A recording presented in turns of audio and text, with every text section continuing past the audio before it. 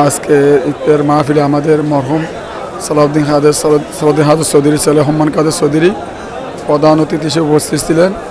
আজকে আমাদের এই ঈদের মাহফিলে যে মানুষের ঢল ছিল তাই বলা বাহুল্য। আগামী নির্বাচনে আমরা আমাদের হোম্মান কাদের চৌধুরীকে দেখতে চাই, কিন্তু আমাদের রাঙ্গুনিয়ার যে প্রশাসনের মধ্যে যে অবস্থান চলতেছে আমাদের প্রশাসনের প্রতি আমাদের হোম্মান কাদের চৌধুরীর সুদৃষ্টি রাখার জন্য সবিনয় অনুরোধ করছি।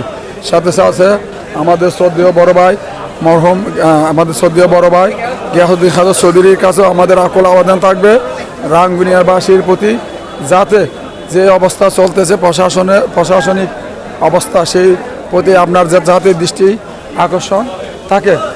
আর সাথে সাথে আমাদের আমাদের আগামীতে দক্ষিণ রাঙ্গুনিয়ায় যে ইফতার মাহফিল হবে সেখানে যাতে সবাই ইফতার মাহফিলে অংশগ্রহণ করে আগামীতে আমাদের হোম্মান কাদের চৌধুরীর হাতকে শক্তিশালী করে ধানের শীষে ভোট দিয়ে জয়যুক্ত করে সংসদে যাতে আমরা পাঠাইতে পারি, এই বলে আমার বক্তব্য শেষ করলাম। আসসালামু আলাইকুম। সুন্দরী না সারি দেন আর